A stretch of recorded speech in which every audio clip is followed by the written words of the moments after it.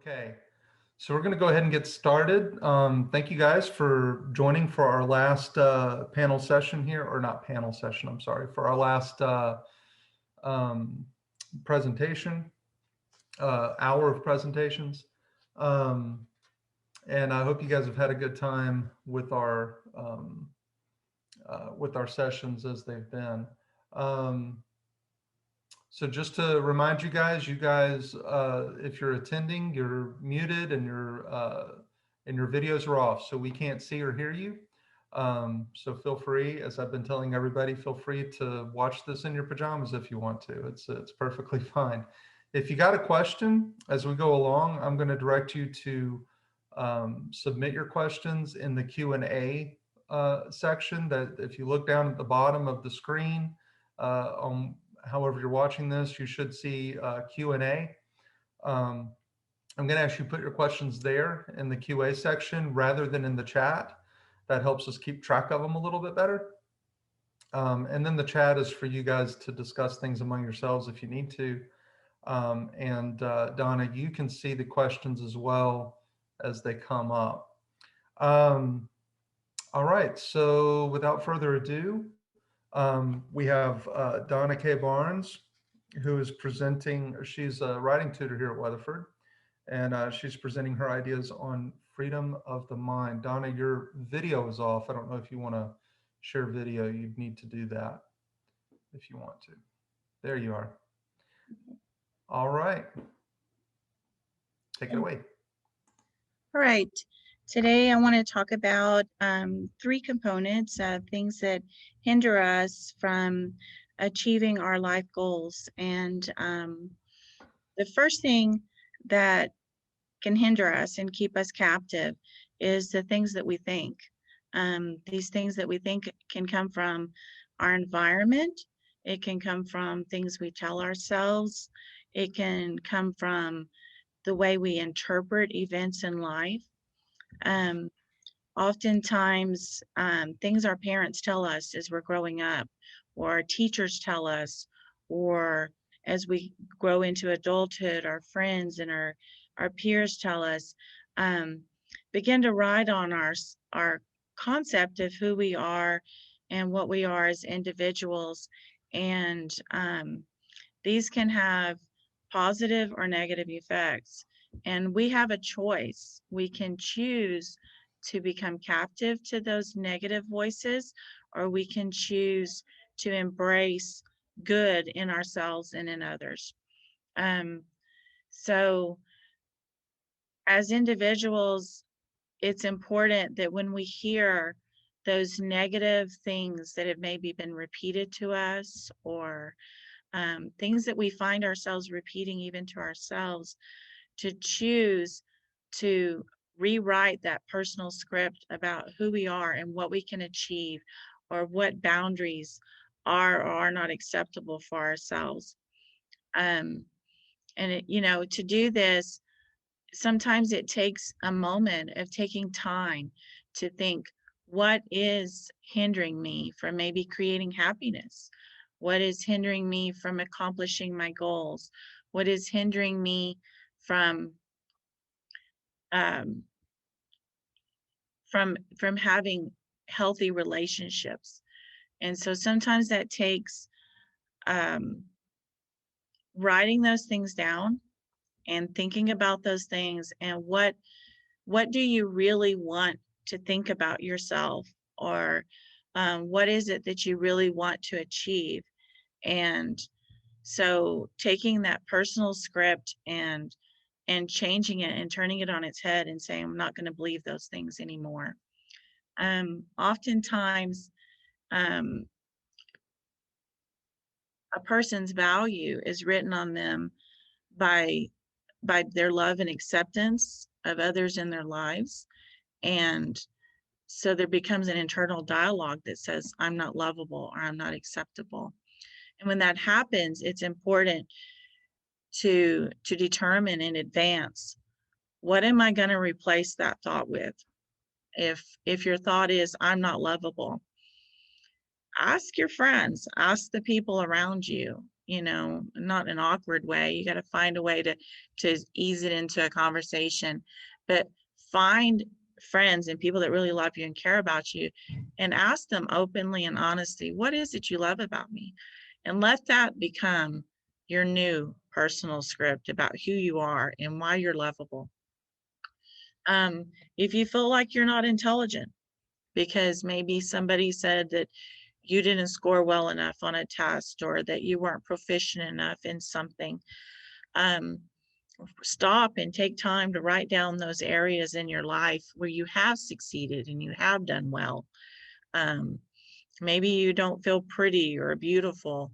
Um, Take time to write down what is good about you and what is your worth. And what if you were the ugliest person on earth? And what would you tell yourself, that is your worth if you were the ugliest person on earth? Like I counseled a little boy one time, and he had ears that came way out to his side, and that really affected his self-esteem and the way he viewed himself. And he kind of held his head down low, and as we were talking about it, I mean, his head just stuck really low. And he said that the kids at school were making fun of him, and made him feel really bad about himself. And so we talked about how he could rewrite what was being said about him and what he felt about himself. And then I asked him the question, what if big ears were beautiful and all these other people had small ears? And um and immediately a smile came onto his face. But the thing is we can do that for ourselves. We can decide in advance, that when we hear our personal dialogue that holds us captive and holds us back from feeling free and independent and good about ourselves, we have a choice. We don't have to be held captive by that. We can choose to rewrite our personal script about who we are and what we can accomplish. And once we've done that and are working on that, we need to evaluate. So maybe there are things in our life that maybe aren't what we want them to be. And that's not something to beat ourselves up about, but it's something that we can use as a platform to project ourselves into something new and become creative. Um, um, so the question was asked, what if we don't have family and friends to confide in? Um, Sometimes that happens, and I would encourage you to um, one, find you a supportive network. Everybody needs that, and nobody needs to live in isolation. And because we're humans and we need other people. Um, but there's lots of stuff on YouTube. YouTube is your friend. It's got good stuff and bad stuff, but there's lots of stuff out there about building self-worth, and in Googling those types of things can really help you. Also, sitting down and writing down your accomplishments, writing down what you've done good, and doing a lot of self-evaluation. When I was seeing clients, that was the very first thing I had them do. Was almost every client, their first assignment or homework was to go home and look in the mirror and look at themselves and ask themselves what was good about themselves, and to not look at it from who they were, but if they were looking through someone else's eyes, what would they see about themselves? And sometimes we have to do that. We have to step outside of ourselves and look at our characteristics and our qualities, and and stop thinking about what other people have said to us, but step outside of ourselves and look at ourselves for who we really are, and start telling ourselves the things that we need to hear that maybe other people aren't telling ourselves. Does that make sense? Is that clear? Um, anyway, so I hope I answered that. Okay. So again, once part of feeling good about ourselves is not just having good internal scripts, but also as human beings, we have a, a need for accomplishment and for growth and for knowing that we can achieve things and reach a certain level of potential, and we need a place of belonging. And to do that, it doesn't just happen. Like I said a minute ago, if you need a social network, ask yourself, what is it you like to do? There's and make goals. Like if you like to run, look for groups that do that and make that your network, and make goals within, to become a runner if that's something that's important to you. If um if you want an education and you feel like, oh, nobody from my family has had that education, then look for your resources and find what it is that can help you achieve those goals. And what is it that you really want to be? And when you're looking at what you want to really be, evaluate who you are as a person. I mean, if you're an introvert, um,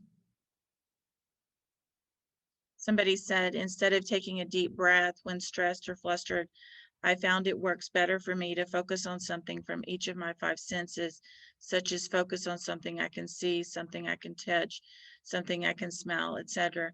Yeah, and I even had, like, I've been in counseling. I've I've even had somebody, a counselor, tell me, just to rub my ears, that we all need um, that stimulation we get from physical touch. So um, I don't know what, got a phone call coming in and I'm not sure what to do about that. But anyway, so um, getting back to making life goals, finding who you are and what you are and what it is that will bring you joy and happiness.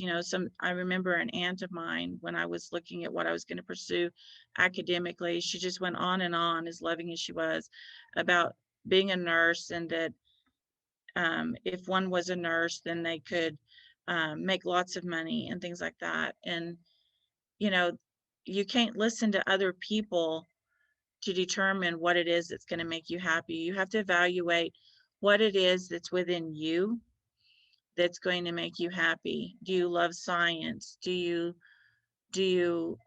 love being around people? Are you an introvert? And those are the things you need to take into consideration when choosing a field that is something that you want to do, and not listen to those other voices that tell you what success is. Um, for me, I plan to go into the counseling field, and it doesn't make much money.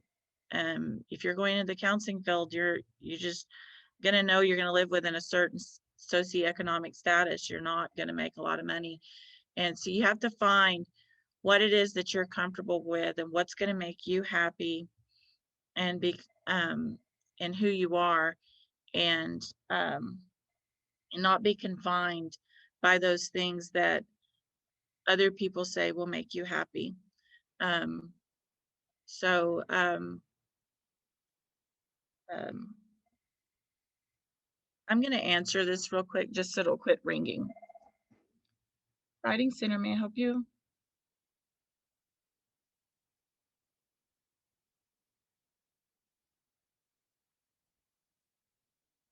Um, Unfortunately, we're closed for the day, and if you could email us at crw@wc.edu, we'd be happy to look at that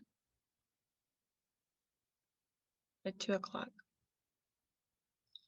Yeah, and I have to go, but I thank you so much for calling.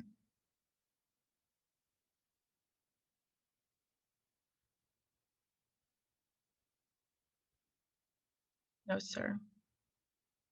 I have to go. I'm so sorry. I'm sorry, I can't. Bye.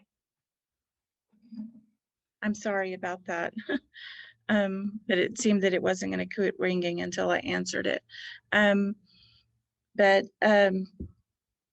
again, just choosing what works best for you in your personal life and what's going to bring happiness for you.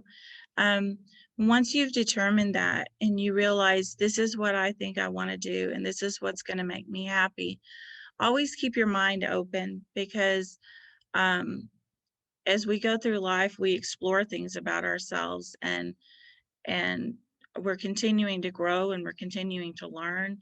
And you may find as you progress through life that what you thought was going to make you happy may not make you happy, and keep yourself open and free to making other choices. But in the meantime, when you do choose a goal, and there will be hard times, there will be obstacles, and to get past those, you've got to sit down and make a plan and decide, what is this going to cost me? You know, when you go on to college, as everybody knows, there are financial costs. There's the sacrifice of not having a full-time job. There's the sacrifice of your social life, of how much time am I going to have with my family. If you have children, what are going to be the ramifications there of how am I going to care for them and balance the schoolwork. So sitting down and making a goal, and going back to, again, finding a support system, finding people that will help you reach that goal, is crucial to success. And that may mean reaching out to your college and your university, asking them what options are available to them. As maybe a first generation college student, there's lots of options available. But also defining what it's going to take, what it's going to cost, and are you willing to make that, that sacrifice and pay those prices. And once you've done that and you've evaluated that, be willing to sit down and make a plan, make a daily plan of how much time is each of these things going to cost me. If I'm enrolled in 4 hours college credit, it's going to take me 16 hours a week, thereabout, of reading and writing to do that. And if I'm enrolled in 12 hours, I'm going to multiply that, make it 36 or 48 hours or something like that, and know what the costs are. Don't jump into something and then say, well, I tried, but yet you didn't make a plan. Make a plan. Give yourself the freedom to make that plan, make that sacrifice, and not and try to do and be everything to everybody, because you are important and you are your best for other people when you've taken care of you and you've done what you need to do for you, and you're modeling for other people to take care of themselves and to do what's best for themselves. And so make a plan, make a time schedule, determine what hours each day you're going to do your schoolwork, and give yourself the freedom to tell other people, no, I have this going on. This is my schoolwork. This is a priority for me. And don't feel guilty saying no. Know that this is your life and you have the right to live it and reach your full potential without hindrances from other people. That's not to say to be cold and callous and don't be considerate, don't be loving, but take care of yourself, make your goals, make a plan, and make those things happen. And and don't just put all your dreams into one basket. Like when I was younger, I made the mistake of saying, I just want to be a mom. Well, then my kids are all grown, and then what's on the other side of that equation? There's the empty nest. And so so we have to not put all our eggs in one basket, and we have to explore all the different options of what other things will be fulfilling to us, and balance those things. Okay. Somebody asked, how would you handle situation if you change your major more than once and receive some backlash from close family or friends, even yourself, for adding extra work and money. You know, this is your education, and you know what's going to make you happy. And then, you know, and that's the beautiful thing. I'm going to back up a minute. That's the beautiful thing, I think, about our education system, is a lot of people say, oh, they make you take English, they make you take history, they make you take government, they make you take psychology, they make you take biology. But I think it's beautiful because it introduces you to things that maybe you didn't have an understanding of before, and that can create and spark an interest in something else. And also, as you start doing things, you may find that something that you thought drew your interest before is no longer interesting to you anymore. And um, and if you're going to college to get a career and to find fulfillment in life, why would you shortchange yourself and not make that change when needed? And on a personal note on that, you know, when I was talking to somebody about this morning, when I was 16 to 18, 19 years old, I thought I wanted to be a doctor. And then briefly, I thought I wanted to be a teacher, and always looped back to I wanted to be a counselor. But you know, I mean, you make changes as you see different things. But a career is 30, 40, 50 years, depending upon how long you live and what your income's going to be. And yes, college is an investment. It's an investment of time, it's an investment of money, but it's a lot better to take an extra year to make sure you're doing what you want to do the next 30 years. And you know, and if people really love you and care about you and want to support you, they're going to understand that you need to make those changes so that you can find something that's going to fulfill you in your life. I mean, you're at work more times, awake hours, than you are with your family. And that's where a lot of people find their purpose in life and find their fulfillment is in their jobs. And so taking an extra year and spending a little bit extra money to make sure that you're doing what you want to do all day, every day for 30 years, it's a small sacrifice, that little bit of extra money and that little bit of extra time in going to college. So, um, so value yourself and know that it's okay to make those changes when needed, but make a schedule. Um, and there are times that it will get hard. I mean, like I have two bachelors. One is in psychology and one is in kinesiology. And I say my kinesiology was my kindergarten degree and my psychology was my real degree. But that said, the hardest class I ever took was a specific class called kinesiology. And, you know, if I had dropped out because that class got hard or changed my major because that one class got hard, you know, you gotta push past those hard moments and not let the obstacles that are going to face you come in the way. Is it okay to take a break? Yeah, it's okay to take a break. Is it okay to change majors? It's okay to change majors, but don't let those things stop you. Give yourself a goal. If you have to take a break and say, I'm coming back at this date, and no matter what, make your plans, make it happen, come back at that date. Um, if if um, if you feel the need to change majors, do that, because the whole purpose in going to school is to get a degree in something that you want to do for the rest of your life. Um, and don't let the hard days keep you from fulfilling and accomplishing those long-term goals. And in academia, it's not uncommon, unfortunately, for there to be times when success doesn't always look like an A or an A plus. Sometimes success looks like, this was a hard class, I passed it, I got a C, and that's okay. because in the end goal is, my goal is to get a degree.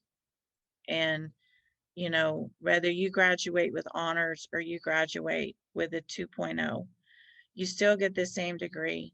You still can apply for the same jobs. And you can feel good about the fact that you did finish and you did accomplish your goal. And that goes back to what we started with, the fact that we can write on our script that we are and can do and achieve what we want, and we are likable, we are lovable, and we won't be held captive by um, boundaries or limitations that others put on us. That we can succeed and we can make it happen by setting goals and prioritizing our time. So, did anybody have any questions or any comments?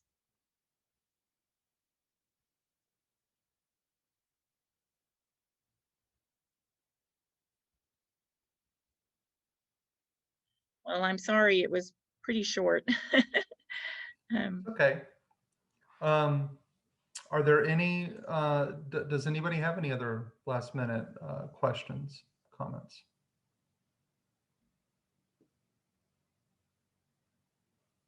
Okay, well, if there are none, then I know that she can't hear us, but let's give our speaker a round of applause. I know that we're hearing it, or we're giving it, whether that she can hear it or not. Oh, we do have a question popped up here at the end there, Donna. Actually, my biggest struggle that I've had to overcome is I went through a divorce, and that beat up my self-esteem, and that beat up my values, because I was going to school to become a marriage and family therapist and fix marriages, and mine ended. But I'm not quitting. You don't quit. You rewrite your personal script. You rewrite your worth. It's not based on somebody else. And you keep going and you keep fighting.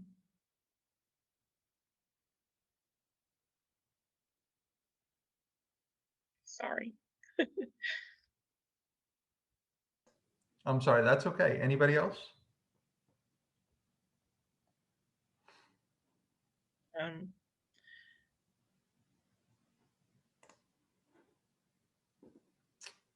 All right. Have a lot of positive feedback here. So, well, again, thank you, Donna, and I know that we all thank you. And that's the end of the conference for today. There are no more sessions. So thank you guys for participating, and I hope you guys have a great weekend. all right. Thank you. Bye.